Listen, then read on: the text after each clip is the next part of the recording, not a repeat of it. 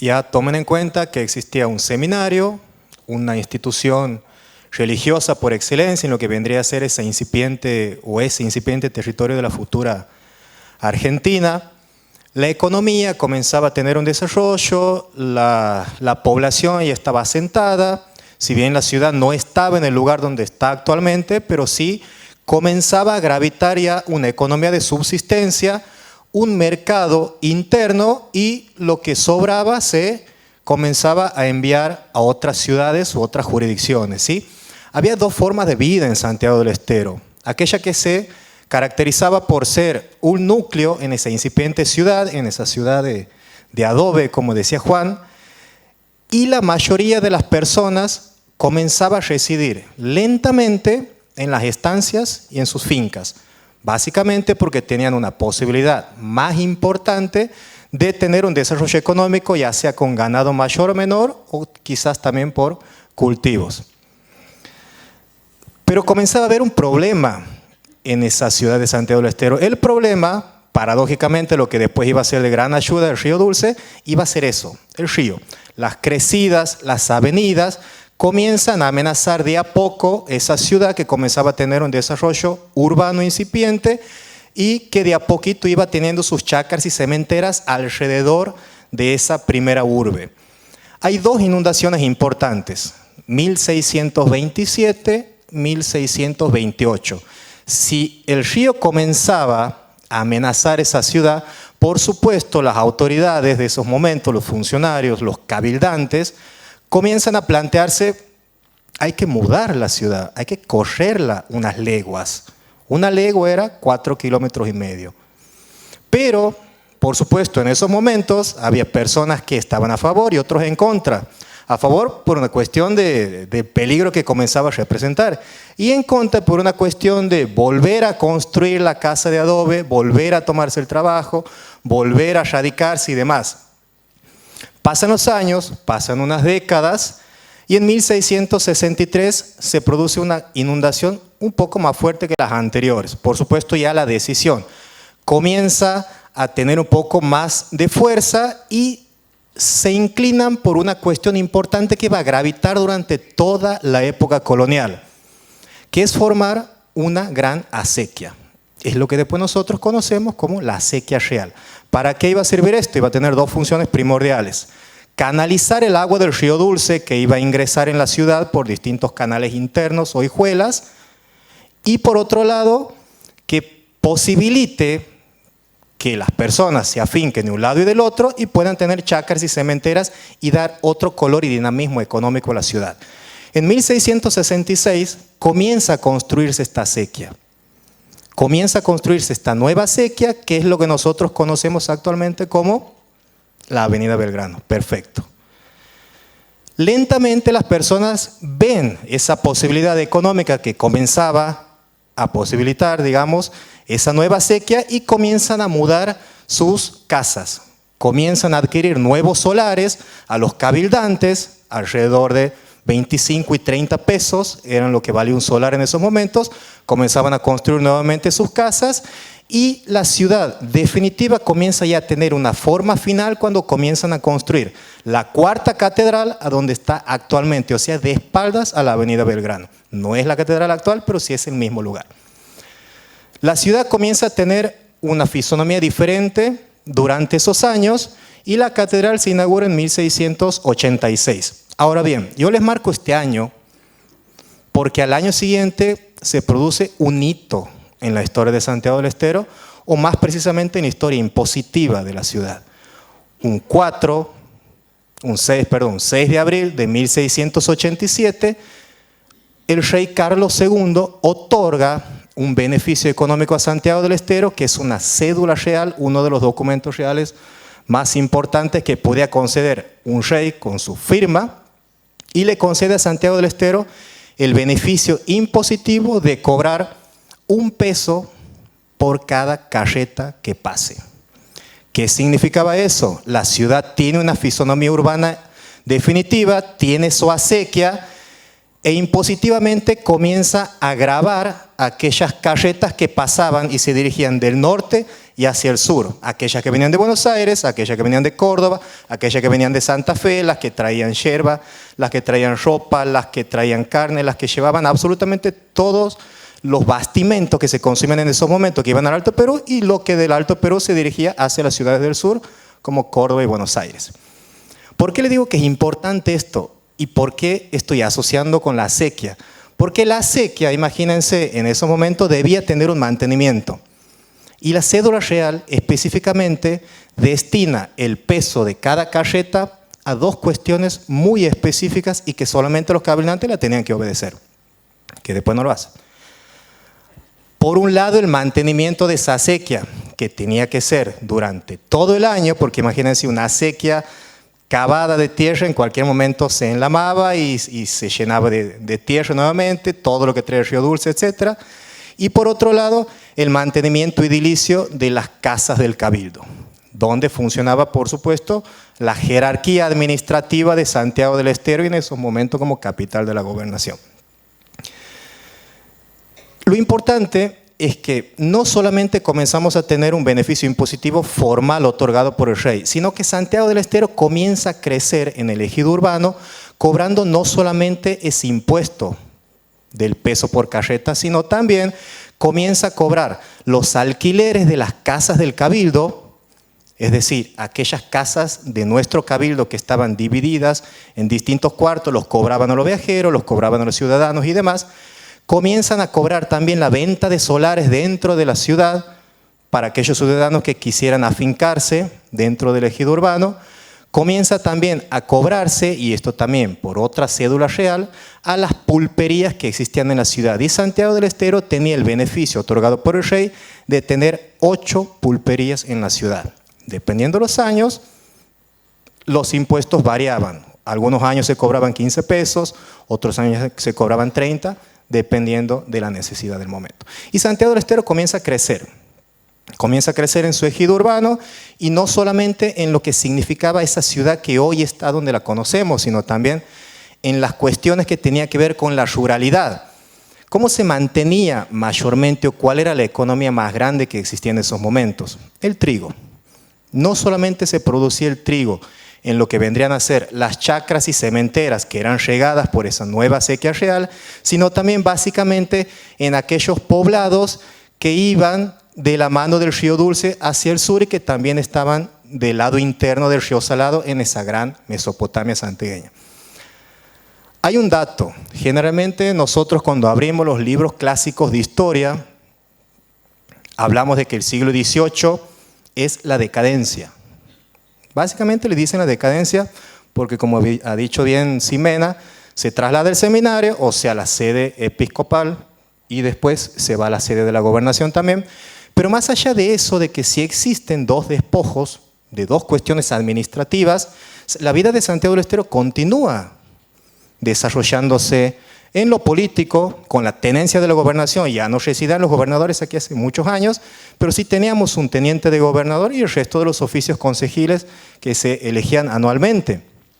La economía no era la excepción, la economía continuaba desarrollándose y el trigo era uno de los motores más importantes. Hay un número que a mí me gustaría rescatar, que es que en 1773, ya nos ubicamos en las últimas décadas del siglo XVIII, 1773, el Cabildo ve que existía una cosecha muy importante de trigo, no solamente en la ciudad, sino también en lo que vendría a ser las zonas rurales. Y decide, había ciertos años que abría la venta a otras ciudades y otros años las prohibía por la sequía que existía y priorizaba el mercado interno, pero ese año del 73, en mayo, lo abre a los ciudadanos santiagueños que quieran vender el trigo en fanegas a Santa Fe, a Córdoba, Buenos Aires, lo pueden hacer, pero tienen que pagar un impuesto de 2 reales. Para que tengan una idea, un peso equivalía a 8 reales. Estamos hablando de la mitad del peso. Los ciudadanos santiagueños con residencia podían pagar 2 reales y exportar el trigo que quisieran, y los extranjeros, les decían ellos, no pensemos en otros países, sino también ciudadanos, específicamente ciudadanos de otras jurisdicciones, es un término distinto al de la actualidad. Los extranjeros tenían que pagar 4 reales, la mitad de un peso, y exportar el trigo. En ese año, de mayo a octubre, se exporta un total de 1.096 fanegas de trigo. Yo le digo fanegas. Ahora, ¿cuánto creen que pesaba una fanega? Más o menos entre 40 y 43 kilos. 1.096 fanegas, cada fanega entre 40 y 43 kilos. Es una idea, o más o menos un vistazo muy general, como para que nosotros dimensionemos lo que era la producción en Santiago del Estero en esos momentos, sin tomar en cuenta las otras también producciones que existían, como el zapallo, como el maíz, como distintas cuestiones que a Santiago del Estero en esos momentos la caracterizaban en su alimentación y en su economía de subsistencia, y que el Cabildo controlaba muy fuertemente, porque uno ve los acuerdos capitulares, que vendrían a ser los libros en donde los funcionarios del Cabildo captaban absolutamente todo lo que se producía, todo lo que se hacía en lo político, todo lo que se hacía en lo judicial y demás, y encuentra muchas veces en años reiterados que se prohibía la exportación de trigo. Se prohíbe la exportación de trigo, Santiago del Estero tiene prioridad, los santiagueños tienen que tener el abasto del trigo suficiente como para la supervivencia en este invierno, en el próximo verano y demás, y lo mismo pasaba también con otros productos.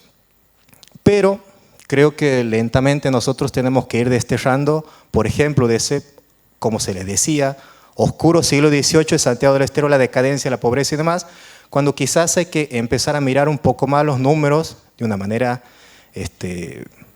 más detenida, como para saber a dónde estaba parado Santiago del Estero realmente, cuáles eran nuestros antecedentes económicos, de qué servían y cómo el Cabildo los administraba, porque el Cabildo tenía una administración específica no solamente en lo que vendría a ser esa acequia real, que era la supervivencia de la ciudad en esos momentos, sino también para otros beneficios que después los caracterizaba en rentas de la tierra, o por ejemplo el Real Hospital, para las limosnas que le entregaba a las personas que tenían escasos o pocos recursos en esos momentos.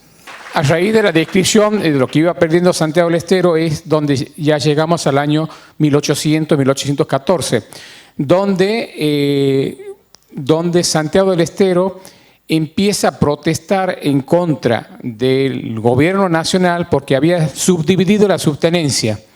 Entonces, ¿qué es lo que pasa? Ahí empiezan a aparecer las figuras de Borges y Ibarra.